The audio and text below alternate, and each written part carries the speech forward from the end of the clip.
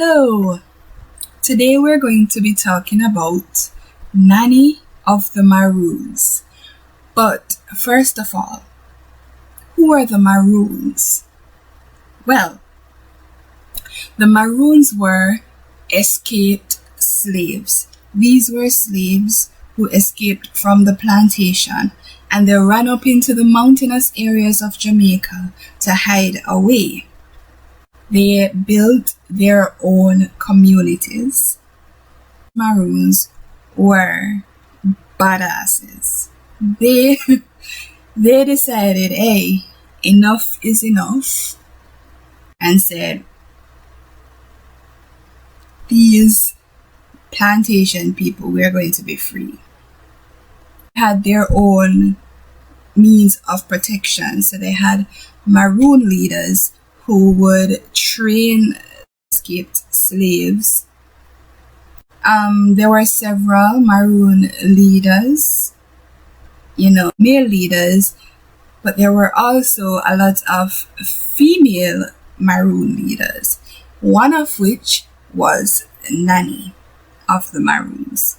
Based on my research and learning about her in school, I don't know if there is a common consensus on where she was born, but apparently she was born free. So she wasn't born into slavery, but she was transported to Jamaica on the slave ship. And when she got here, she was like, And this no really and truly bring me a suffer. I'm not bright. I bear disrespect this. This ain't for me. So when she became one of the Maroon leaders, with all the other slaves that escaped up into the mountains and came upon other slaves who had escaped and joined the community, she was one of those leaders who trained the escaped slaves into guerrilla warfare. Now, if I understand correctly, I could be wrong, but if I understand correctly, guerrilla warfare is when a small amount of people who are not necessarily professionally military trained take on and learn military tactics to defeat the threat. So she was said to herself, she is amazing. Okay, I don't want to get off topic. So she is said to have herself dressed the Maroon warriors in leaves and bushes and all of that, and instructed them to make sure that they stood still so that they would resemble trees. And when the British soldiers would storm into the Maroon communities to try and eradicate them, they wouldn't realize that they were surrounded by Maroon people and not necessarily just trees. And that would be how they would defeat the British soldiers that would come there looking for them because they were escaped slaves and wanted to either get them back into slavery or to kill them. She was like, and the rest of the Maroon people were like, a joke, yeah, mate. Y'all not getting us back. You're not gonna take us. And we deserve the right to be free. And one of the other things about her that helped to was the fact that she was born free, and she did come directly from Africa. So apparently she was a part of the Ashanti or Akani tribe. I'm not sure if I said that right. And she made sure to encourage. So she brought with her the African culture. She would uphold their roots, uphold their African rituals and beliefs they were instructed to forget or were previously beaten and punished for using.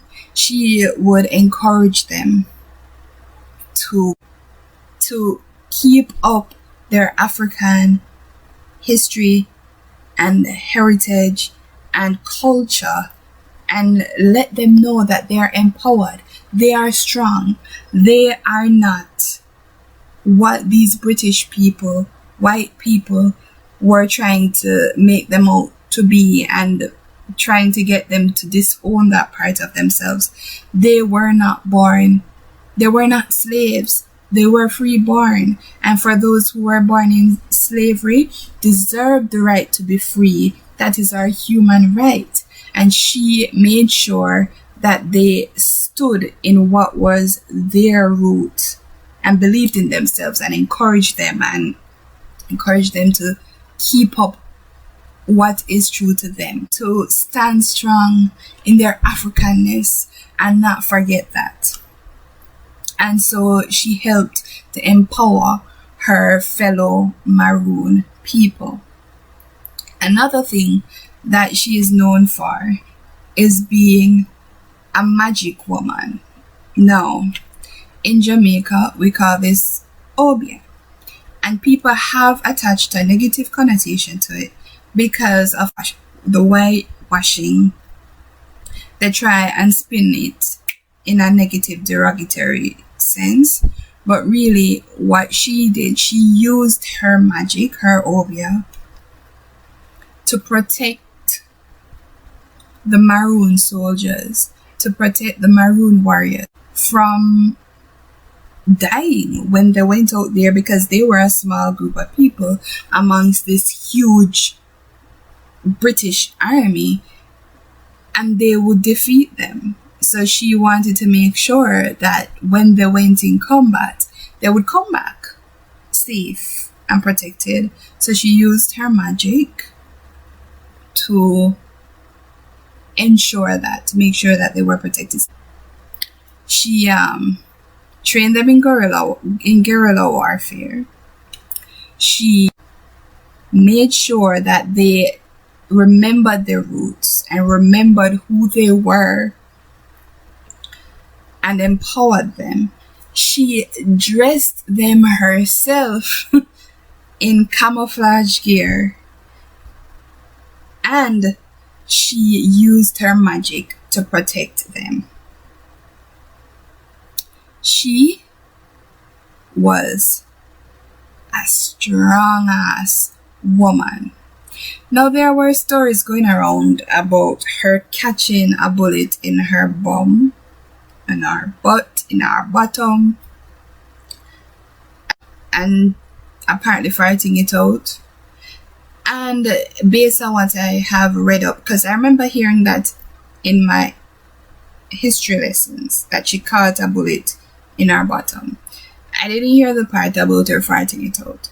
That I came across recently. And apparently that was the upset British people trying to put a derogatory spin on it.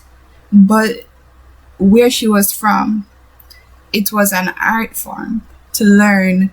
I think it was an art form, or it was a practice to learn how to catch bullets in your hand.